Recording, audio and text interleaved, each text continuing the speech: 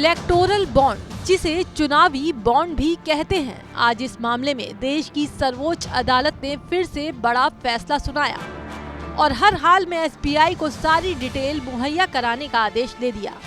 ये एक ऐसा फैसला है जिसे सुनकर कुछ राजनीतिक दलों को झटका लगा तो कईयों की खुशी का ठिकाना ही नहीं रहा।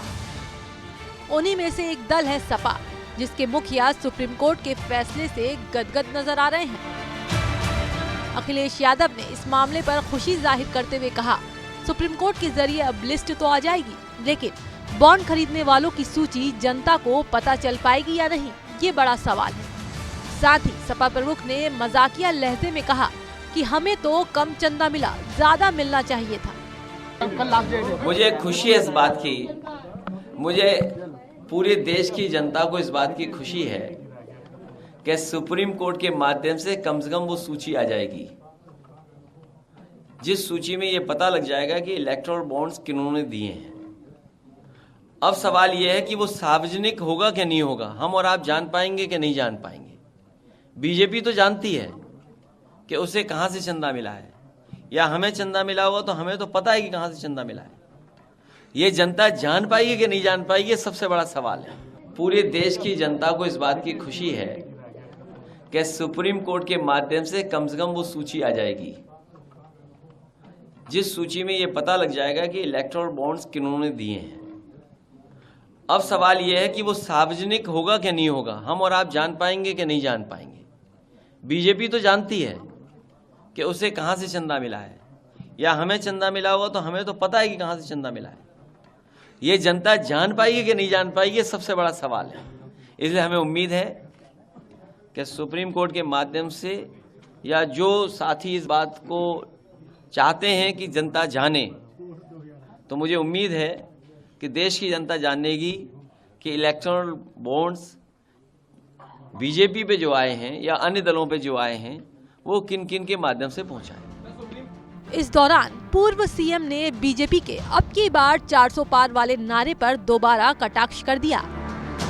पत्रकारों से अखिलेश बोले, आपने ठीक से सुना नहीं है, वो कह रहे हैं इस बार 400 पार नहीं 400 हार होगा। अखिलेश ने इंडिया गठबंधन की जीत का दावा भी किया, कहा इस बार सबसे पहले जीत का संदेश गठबंधन का ही आएगा। वो आप सुन नहीं पा रहे ढंग से, वो 400 पार नहीं कह रहे हैं, वो कह रहे हैं 400 हार। आप सुनने में क्यों गलती करते हो? सबसे पहले समाजवादी पार्टी ने अपना गठबंधन तय किया, सबसे पहले समाजवादी पार्टी ने अपनी सीटें घोषित की, सबसे पहले समाजवादी पार्टी ने अपना प्रचार शुरू कर दिया, और आप देखना सबसे पहले जीत का भी जो संदेश आएगा वो समाजवादी पार्टी और गठबंधन का होगा। इतना ही नहीं, सपा मुखिया ने बीजेपी के सबका साथ सबका विकास वाले नारे पर करारा प्रहार किया, कहा ये नारा सबसे ज्यादा झूठा है। उन्होंने सवाल पूछा, कहाँ विकास हो रहा है? इसके अलावा ये आरोप भी लगाया कि बीजेपी सिर्फ पीडीए का वोट हासिल करना चाहती है। तो भारतीय जनता पार्टी पीडीए का केवल वोट लेना जानती है, लेकिन उनको हक सम्मान नहीं दिलाना चाहती। ये जो नारा देते हैं सबका साथ सबका विकास, ये सबसे ज्यादा झूठ है। सबका साथ कहां दिखाई दे रहा है? सबका साथ कहां दिखाई दे रहा है? सबका विकास कहां दिखाई दे रहा है? सबका विश्वास कहां है? इससे ज्यादा झूठा नारा और क्या हो सकता है? इसीलिए ये चुनाव संविधान बचाने का है। चलिए अब आपको बताते हैं, जिस इलेक्टोरल बॉन्ड के मुद्दे पर सपा अध्यक्ष बीजेपी को निशाने पर ले रहे थे, उस पर सुप्रीम कोर्ट में सोमवार को सुनवाई के दौरान क्या हुआ।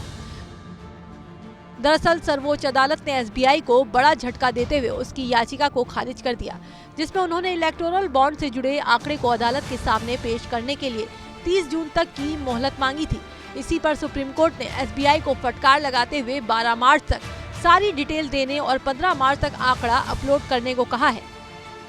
बहरहाल अब देखना यह है कि एसबीआई इतने कम टाइम में चुनावी बॉन्ड का ब्यौरा सार्वजनिक कर पाता है या नहीं, या फिर इससे बचने के लिए नया पैंतरा निकालता है।